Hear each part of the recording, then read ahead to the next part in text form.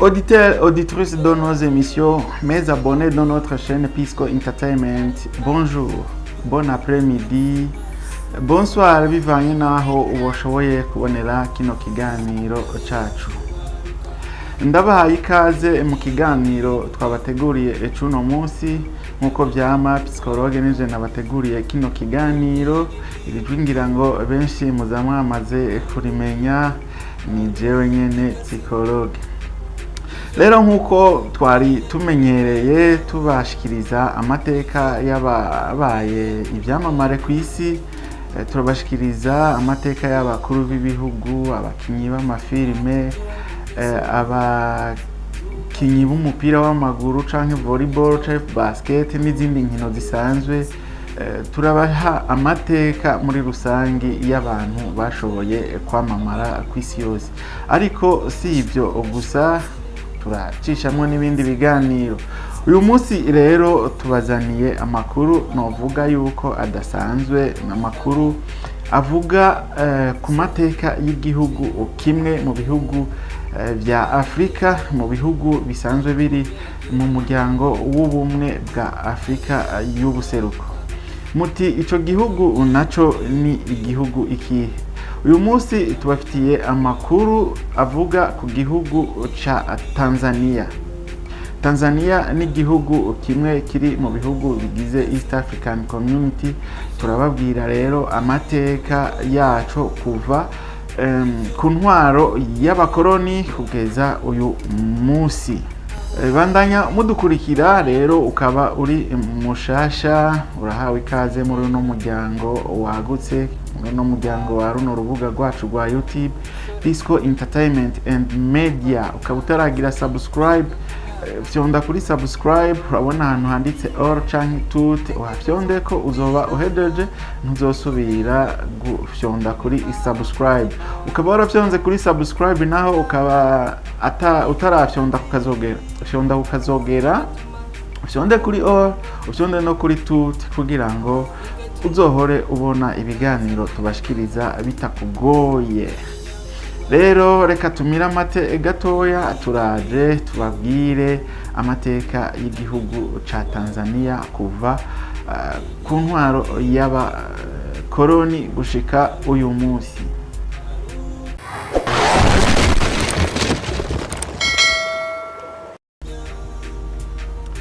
Turasubiye kubaramutsa, sangwa ikaze mw'idonido ya kino kiganiro. Imbere yuko tubabwira amateka y'igihugu ca Tanzania, reka tubabwire bimwe mu vyo leta ya Tanzania iherutse gushikiriza mu itangazo rishasha ryasohowe ku igenekerezo rya 28 mu Kakaro umwaka w'2025, rihagarika ibikorwa bimwe bimwe vy'abanyamahanga batari imvukira za Tanzania. Iryo tangazo ryitwa Business Licensing Prohibition of Business Activity for No Citizen Order in 2025, ryasohowe ku igenekerezo rya 28 mu Kakaro umwaka w'2025, rihagarika abanyamahanga gukora ibikorwa bishika kuri 15 vy'ubudandaji, harimwo ubuzi bwo gukora mu salon de coiffure canke salon de beauty de beauté, no kuvuga kinyozi canke salon zijya zabarya abantu basuka. Hariho n'ibindi bikorwa vya service za mobile money, bijya vya transfer d'argent, nko nk'abakoresha M-Pesa, sinzi muri Tanzania ngira bakoresha za Vodacom. Hariho n'ibindi bikorwa vyo gukora telefone ngendanwa, hakabaho n'ibindi bikorwa vyo gukora ubuzi bw'ubukokayi, bimwe batwita ubuzi bw'abamakanga. Ubwo nabwo nyene burabujijwe ku munyamahanga atari imvukira yo mu gihugu ca Tanzania. Hariho no gukora amaradiyo, amateleviziyo, ajya amateleviziyo usanga aba yagize ibibazo yapfuye, canke amaradiyo ashobora kuba yamerewe nabi, ivyo navyo nyene utari umunyagihugu wa Tanzania urabujijwe kubikora. Hariho n'ibikorwa vy'ubudandaji buto buto nk'abarya usanga bafise amabutike matoya canke barya usanga badandaza, haraho usanga baba batembereza nk'impuzu, batembereza ivyamwa, ibiribwa. Ivyo navyo nyene ukaba utari umu Tanzania birabujijwe kuva kw'igenekerezo ya 28 gushika sinzi igihe bizoshikira. Ivyo nivyo bikorwa nashoboye kuba nabateguriye kuvuga ko nibikorwa bishika kuri 15. Aho hariho n'ubundi buzi buto buto, navyo ngo ni mu ntumbero yo gukingira ubuzi buto bw'abanyagihugu bato bato. Biravugwa ko abanyamahanga muri iryo tangazo bazofatwa bariko barakora ivyo bikorwa bazorihishwa amande y'amashiringi ya Tanzania angana ni miliyoni 10 canke igifungo c'amezi 6 canke kwirukanwa mu gihugu ca Tanzania. Muri iryo tangazo nyene baravuga ati abanyagihugu ba Tanzania bazofasha abanyamahanga muri ivyo bikorwa nabo bashobora kurihishwa amande y'amashiringi y'amatanzania agera kuri miliyoni 5. Canke naho bagire igifungo bafungwe ikiringo c'amezi 3. Nivyo bisanzwe biri muri iryo tangazo. Itangazo ryasohowe na leta ya Tanzania iriho uno munsi ribuza abanyamahanga gukorera mu gihugu ca Tanzania ubuzi buto buto. Bivugwa yuko kandi hemerewe uwuzoza azanye imitahe mininiya, kuvuga azoba afise amafaranga menshi kugira ngo ashobore nko gushinga ibikorwa bikomeye cyane, nimba ashobora kuzoba azana nka kampuni kanaka ifise imitahe myinshi, canke ashobora kuzana nk'ibikorwa by'ubudandaji, kuvuga nk'ibintu by'ama supermarket. Ivyo nivyo vyemerewe mu gihugu ca Tanzania. Reka rero muri iyi video ngaruke ku mateka mu ncamake y'igihugu kinini kandi gifise amateka yihariye muri Afrika y'ubuseruko. Ico gihugu nyene ca Tanzania ni igihugu cakolonijwe kiragwanirwa kugira ngo cikure mu bukoroni, hanyuma kiza kuvuka mu bumwe bwa Tanganyika na Zanzibar hari mu mwaka w'igihumbi kimwe amajana 964. Muri iki kiganiro reka tubabwire kahise kaco ukuntu cikukiye, uko cagiye gitunganya ubutegetsi, uko cifashe mu iterambere hamwe n'ibikorwa cakoze bizira gusubira inyuma kugeza uno munsi. Tanzania cigeze kwitwa Tanganyika.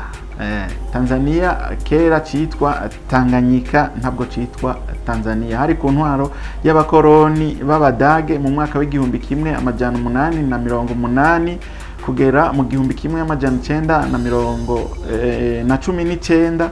Hanyuma ikoronizwa n'Abongereza mu mwaka w'igihumbi kimwe amajana 920 kugera mu mwaka w'igihumbi kimwe amajana 961. Zanzibar nayo yari iy'Abarabu n'Abongereza. Mu kwikukira kwaco witwa Julius Nyerere niwe yararongoye urugamba rwo kwikukira. Tanganyika yikukiye kwigenekerezo rya 9 Kigarama umwaka w'igihumbi kimwe amajana 961.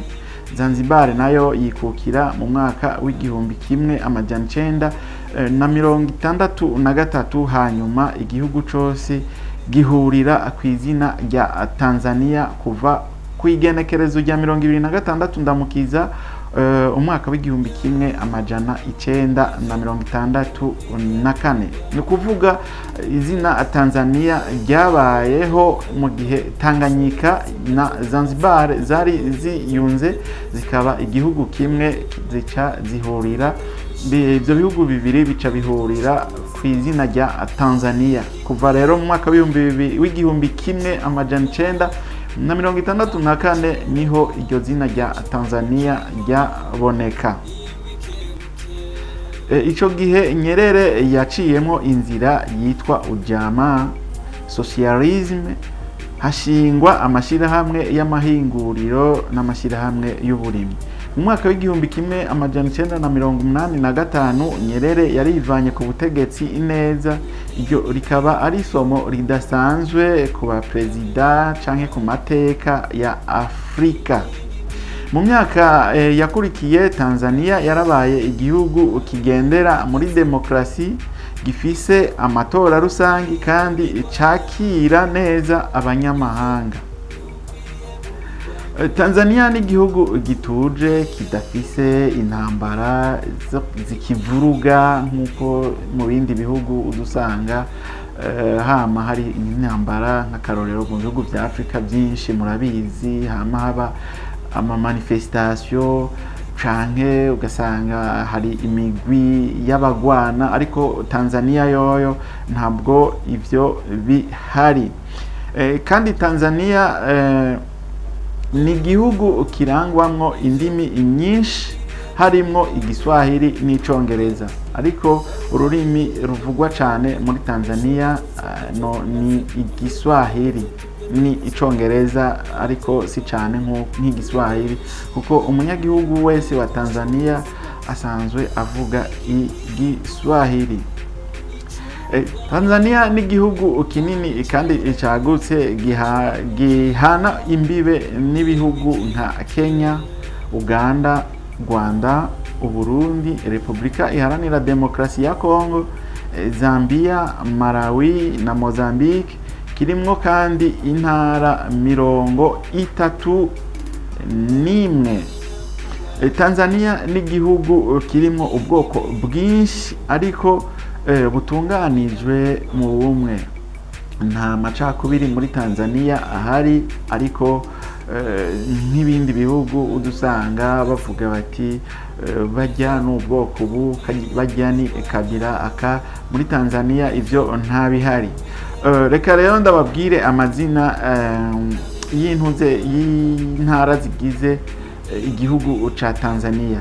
Hariho intara ya Arusha, hariho intara ya Dar es Salaam, Dodoma umugwa mukuru wa politiki. Nkwibutse yuko Dar es Salaam nayo ari umugwa mukuru w'igihugu ca Tanzania. Hakaba hariho n'intara yitwa Geita, hariho iyindi yitwa Iringa, Kagera, Katavi, Kigoma, Kilimanjaro, Lindi, Manyara, Mara, Mbeya, Morogoro, Mtwara, Mwanza, Njombe, Pwani, Rukwa, Ruvuma, Shinyanga, Simiyu, Singida, Songwe, Tabora, Tanga, Unguja North Zanzibar, Unguja South Zanzibar, Unguja Urban West Zanzibar, Pemba North Zanzibar, Pemba South Zanzibar. Izo nizo ntara zigize igihugu ca Tanzania. Mwibutse ko Tanzania ari ibihugu bibiri byagiye hamwe, Zanzibar na Tanganyika, bica biba igihugu kimwe citwa Tanzania. Tanzania ni igihugu ucafashe inzira y'amahoro, iterambere n'ubumwe kuva kivyaye Repubulika. Amateka yacu arerekana ukuntu ivyiyumviro by'ubumwe n'ubwigenge bishobora guhindura igihugu. Niwaba rero wakunze ino video ivuga ku mateka y'igihugu ca Tanzania, urashobora kudukurikira kugira ngo wiyumvire n'ibindi bihugu turiko turabatunganiririza, turiko turakurikirana mu kurondera amateka yavyo, dusangire ubumenyi n'amateka n'ivyo twokwigira ku bandi. Ndabashimiye mwebwe mwese mwashoboye kudukurikirana kuva dutanguye kino kiganiro kugera hano kigeze. Psikologe nije nariko ndabashikiriza kino kiganiro, ni na jewe nakibateguriye. runo rubuga rwacu nago ni Pisco Entertainment and Media.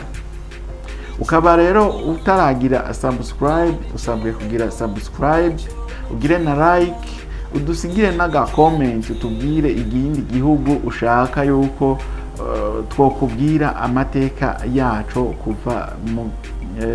kuva mu myaka yahera kugeza uno munsi. Udufashe utubwirire na partage iki kiganiro kugira ngo kizoshikire abantu benshi bashoboka, nabo baze muri uno muryango, bashike mu bwami bwa Pisco Entertainment and Media. Ndabashimiye, mubandanya mumererwa neza, Imana ibahe umugisha. Nkwibutse kandi wewe ukaba waragize subscribe, saluti kwako, uruwa gaciro kuri jewe.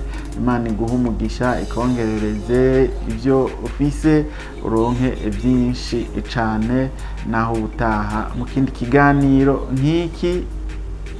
Thank you.